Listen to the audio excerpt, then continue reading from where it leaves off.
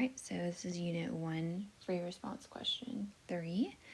And this one, I think, is one of the more challenging ones. So there's lots of ways we could do the first one. So I'm showing you the steps that the AP people suggested.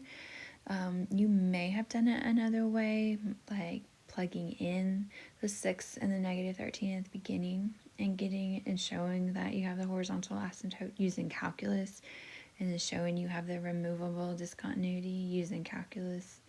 I think that would be okay, but I'm going to suggest another way to do it just because I know for sure you get your points if you did it this way. So we have this function, and we know A and B are constants, and the graph has a horizontal asymptote at y equals 3, and then removable discontinuity at x equals 2, which means there's a vertical asymptote there. And so we want to show that A is 6 and B is negative 13. So for the horizontal asymptote means that as the limit as x approaches infinity of the function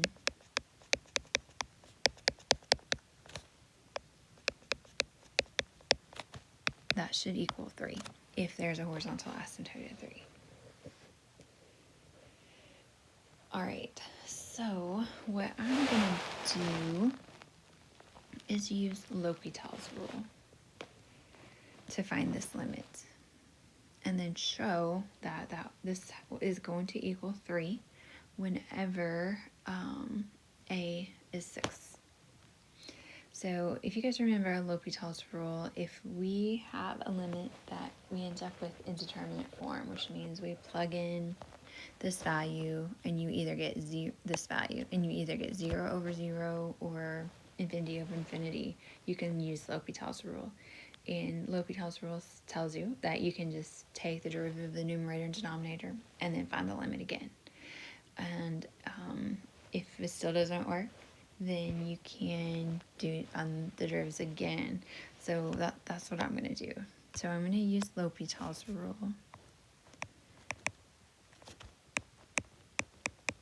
And if you use L'Hopital's rule, you do need to tell the person grading your paper.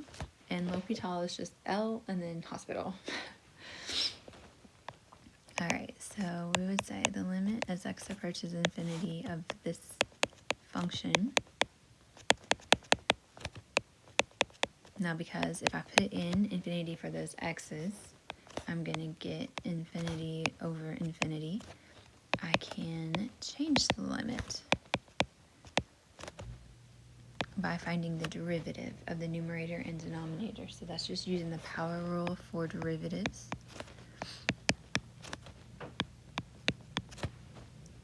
Alright, now if I went ahead and plugged in infinity, again, I would get infinity over infinity. So I can go ahead and do the derivatives again. So this time we end up with 2a over 4. So there is nowhere to plug in the infinity, so that limit is just equal to 2a over 4. So what that means is that 2a over 4 needs to equal 3. Alright, and then I would just solve that for a, and I get that a is 6, which is what I was supposed to get. Okay, that takes care of A. Now we also have to take care of B, and to do that, I'm going to have to use the second part, which is the removable discontinuity or vertical asymptote at, removable discontinuity. This is not a vertical asymptote, that's a hole. So for there to be a hole, for removable discontinuity, when you do the plug in the value, you're going to get 0 over 0. So I would show that.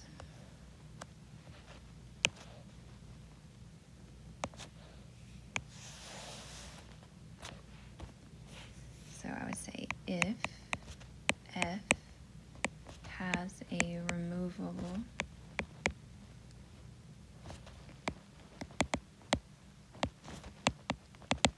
discontinuity at x equals 2, then the limit as x approaches 2 of f of x must equal 0 over 0, because that's what happens when you have removable discontinuity. All right, therefore, when 2x squared minus 8x equals 0, then ax squared plus bx plus 2 must also equal 0. All right, and it just so happens that when x is 2, that denominator of the function does equal 0.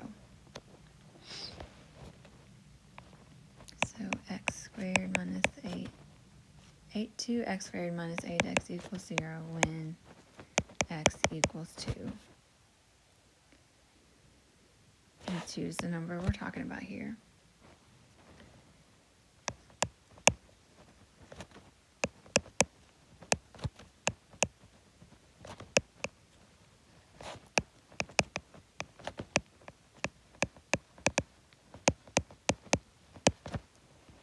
Alright, so what I would do is take that ax squared plus bx plus 2 and go ahead and put 2 in for the x value.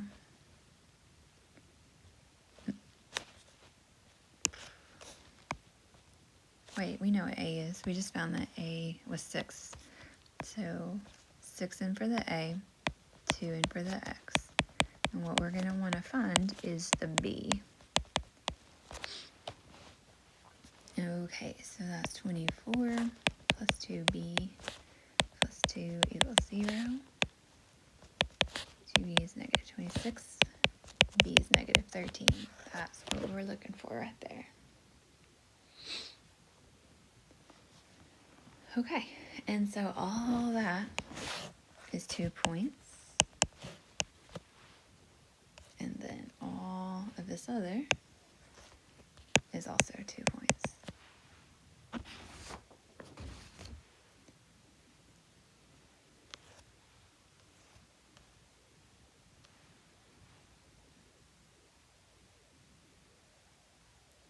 All right, and then for B, to make f continuous at x equals 2, f of 2 should be what value?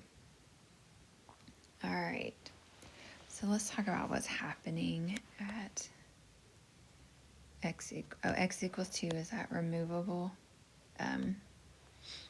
discontinuity. There's a hole there.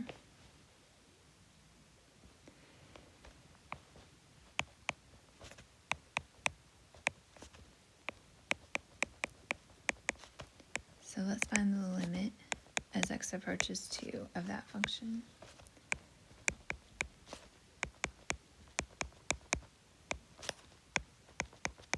Now there's multiple things we can do here. On my notes, I did this problem also using L'Hopital's rule. But I'm just going to go ahead and review just solving these limits by factoring. So this numerator is going to factor to 6x minus 1 and x minus 2.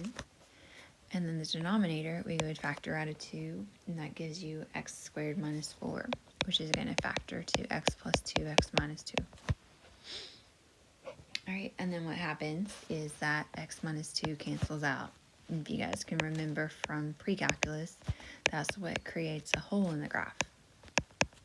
And then once you get that canceled out, you can find the limit by just plugging in the 2, because we've taken away the factor that makes the function undefined. So at this point, I could just plug 2 in. All right, and that's going to give you 11 in the numerator and 8 in the denominator. So that is where the hole exists. So if we want to make this function continuous, we would have to fill that hole. So we would say that f of 2 should be defined as 11/8 to make f continuous at x equals 2. So let's just fill in the hole.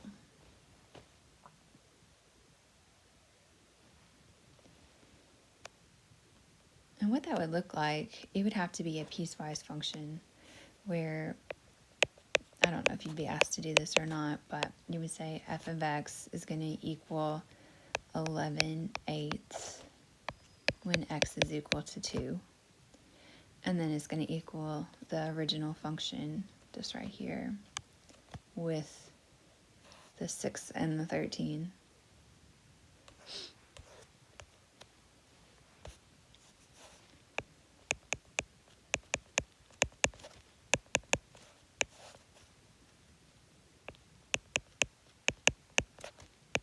When x is not equal to 2.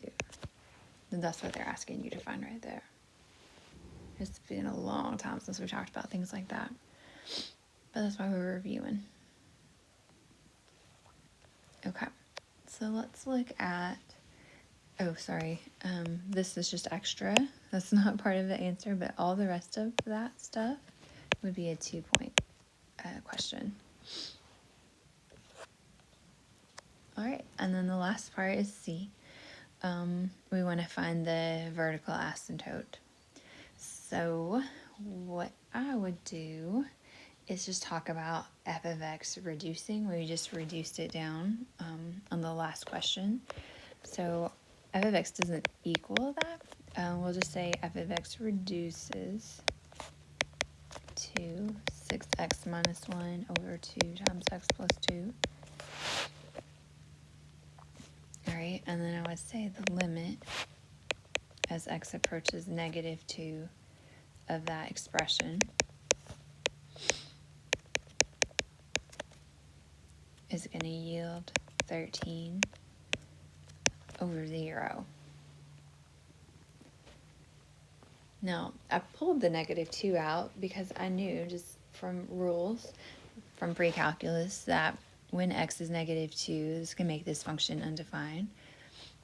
And it won't reduce, so I know because that happens, that's a vertical asymptote. But I have to show that using calculus, which means I use limits. So we have that